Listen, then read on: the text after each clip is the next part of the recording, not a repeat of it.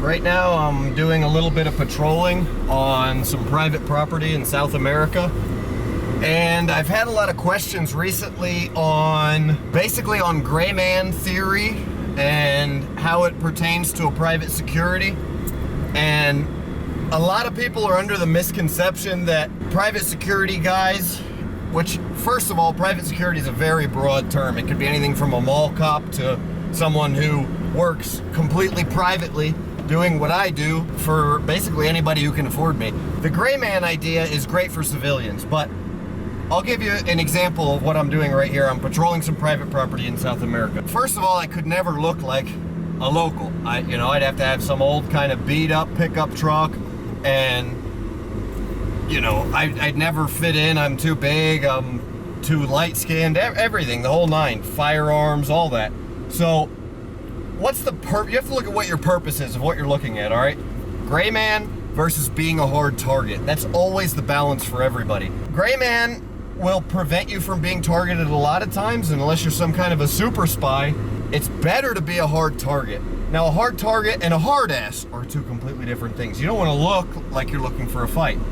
But if you are protecting a set area, a lot of times there's a thin line between protecting that area and looking for a fight, or looking like you're capable of protecting the area, okay? So another example, some of the property that I'm patrolling right now belongs to a wealthy family that they're farmers, very, very good people, very humble people, very wealthy people. Many years ago now, one of the sons of the family that's now running the business was kidnapped in one of the fields. They grow coffee, cardamom, hundreds of thousands of acres, okay? So he was working one day in the fields. A bunch of guys came up with AK-47s. He doesn't carry a weapon, still doesn't, never did.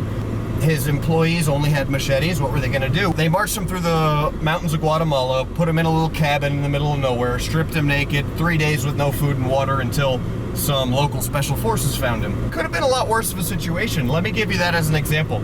If the guys that kidnapped him, they were scouting out the scene for months. They knew who he was. They came from several towns over, watched everything, made a plan. Now, you think if they saw an armed security that was very vigilant and good at what he did, patrolling or being with him, watching everybody doing his job, do you think that they still would have planned to do that? Do you think they still would have kidnapped him? Yeah, they may have, but they probably would have picked an easier target. Okay, so when you're considering how gray can I be, you have to consider what you're doing. If you're a civilian and you're going about your everyday business, yeah, be as gray as you can be. Don't look like you have a gun, because if you have a gun, you don't look like you have your gun. In that situation, it's an advantage. In this situation, I'm out here in the Wild West right now, okay? If a bunch of guys jump out with AK-47s, being a gray man or not being a gray man is not gonna help me in any way. Being able to access a firearm quickly is gonna be able to help me.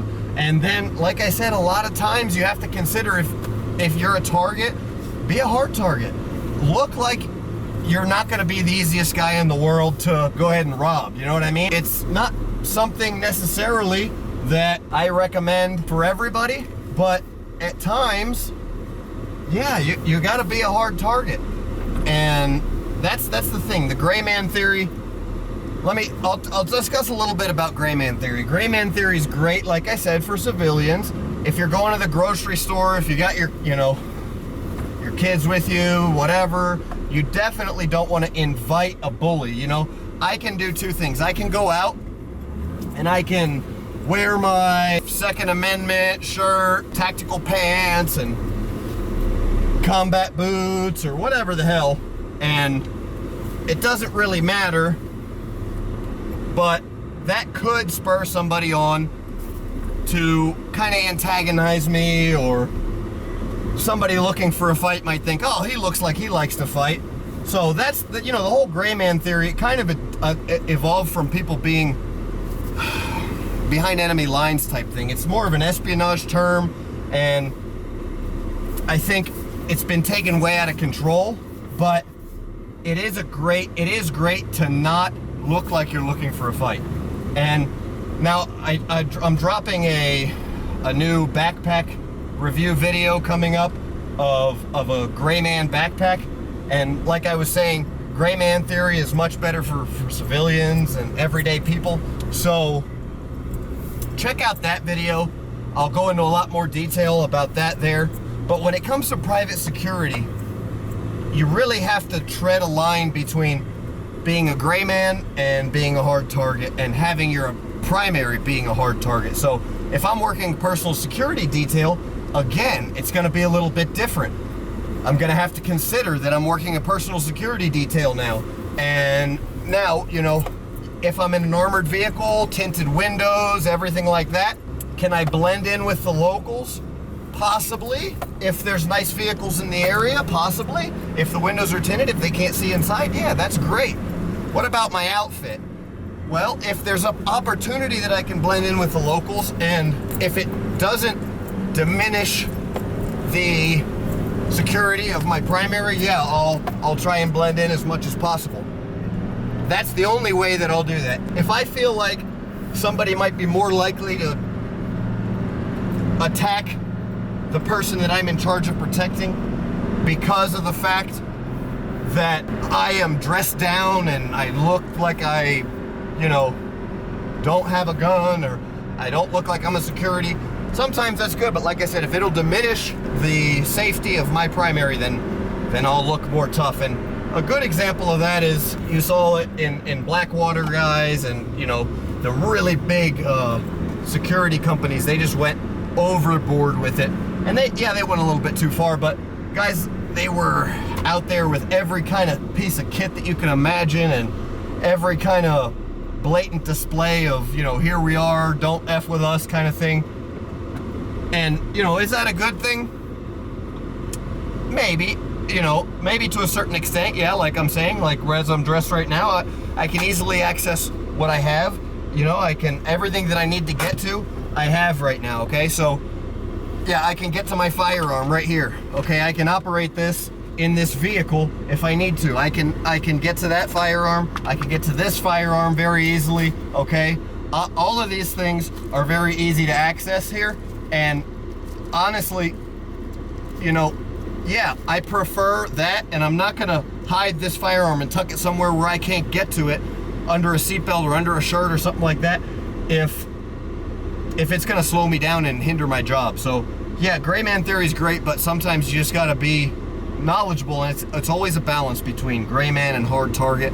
Okay guys, now give a couple shout outs here. Snake Eater Tactical, top gear company, top company in the game. These mag pouches, AK-47, AR-15, anything you want to stick in there. Sometimes I stick my Garmin in one of them. You know, they got different kinds of burrows. This burrow here is for inside the waistband carry. If I wanted to mag in here, this is a harder for like plate carrier right here. Right now I'm a little low on Glock mags. I need to get some more. They're a little difficult to get where I'm currently at, and I actually had some more, but yeah, long story, don't have them anymore. This knife here, Bone Tactical, obviously the EDC. This is the first one in this pattern that I did. This is the EDC Kank. This is the karambit here, Bone Tactical knife and tool. So a little bit of Snake Eater makes this belt. Also, give, you know, that's my gear shout outs. That's my thought on that. Guys, go ahead and feel free to comment. Let me know what you think. Everybody loves to argue. Everybody loves to give their 2 cents. Let's talk about it. You know, I'm not the end all, know everything. I'm just talking from my perspective and how I feel and what I do. Let me know. Give me your feedback. Hit like, hit subscribe. Thanks, guys. Wouldn't be anything without the fans. I'm trying to really cater towards the whole YouTube thing now, and doing social media and all that. See where it takes me. Give me a comment, like, subscribe. Bone out.